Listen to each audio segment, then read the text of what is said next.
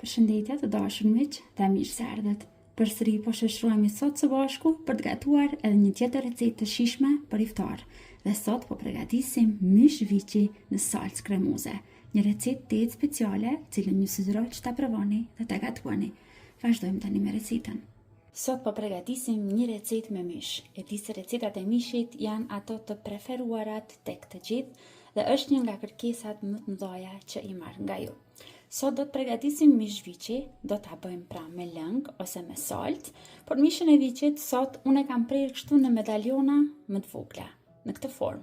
Ju mund t'ja jepni formën që dëshironi. I kam renditur në një tepsi dhe tani vazhdojmë që ta marinojmë mishin.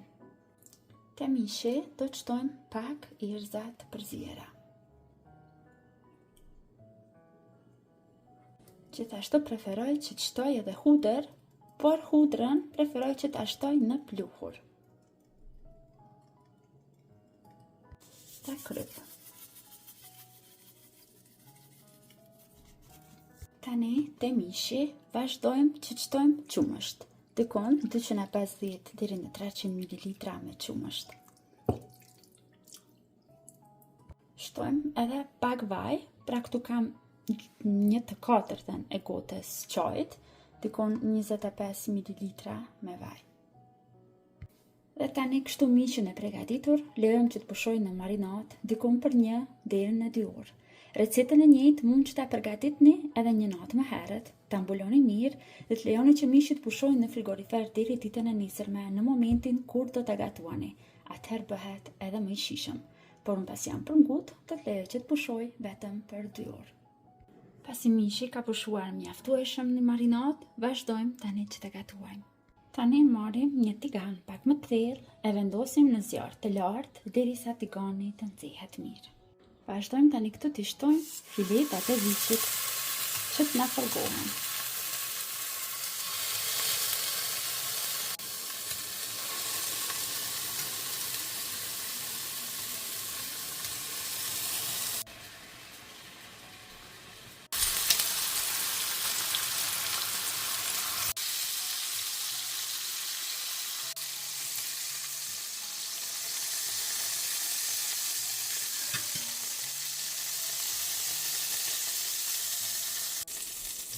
Vazhdojmë i shtojmë tani medaljonat e mbetur dhe i fërgojmë në të njëjtën mënyrë.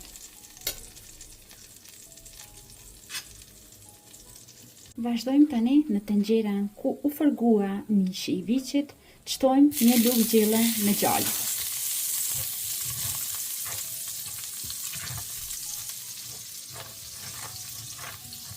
Te gjalpi vazhdojmë që të shtojmë 200 gram këpurdha të konzervuara.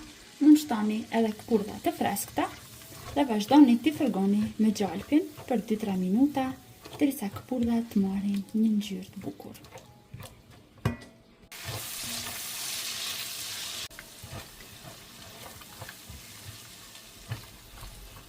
Tani te këpurdhat vazhdojmë që të shtojmë një lugë gjelle me miell. Përzijem dhe fërgojmë vetëm edhe për 1 deri në 2 minuta derisa mielli të fillon të skuqet pak.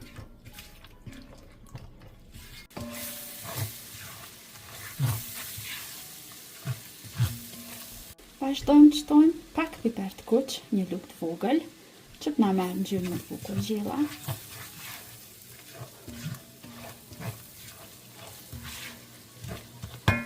Shtojmë 400 ml ujë. Shtojmë edhe 300 ml pastë. Unë e pëlqej që ta përdor këtë pastën arabiata, e cila është domate dhe speca të bluara. Ju jep një shije tepër të mirë, por nëse nuk mund të gjeni, mund të shtoni tomatello, nga ajo me holla, pastë, domate. Unë do të shtoj nga kjo. Vazhdojmë shtojmë edhe 400 ml tjera me ujë. Pra në total duhet të shtojmë 800 ml ujë për 1 kg e gjys mish viçi. Dhe tani të gjitha pjesët e mishit të viçit, të cilët i fërguam paraprakisht, i rikthejmë tani këtu në tenxhere të salca.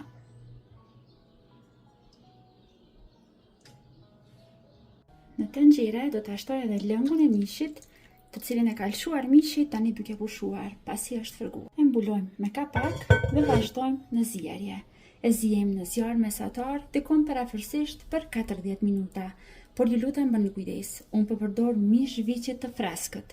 Ky zihet shumë shpejt. Nëse ju përdorni mish lope, atëherë do t'i duhet kohë më e gjatë për ta zier.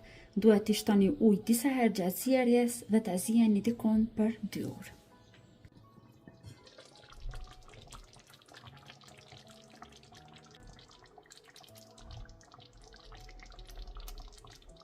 Dhe të dashur miq, në këto momente mishi është zier, salca është trashur dhe unë zieta fiks për 40 minuta.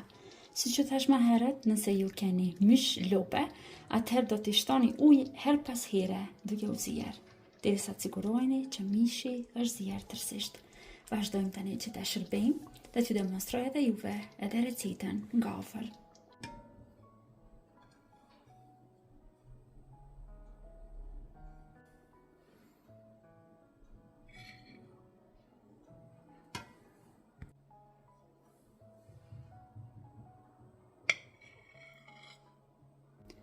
Shpresoj që do ta provoni edhe ju, do ta gatuani këtë recetë për familjen e juaj, ose nëse keni mysafir special për t'i mahnitur të gjithë me shijen e mishit të butë.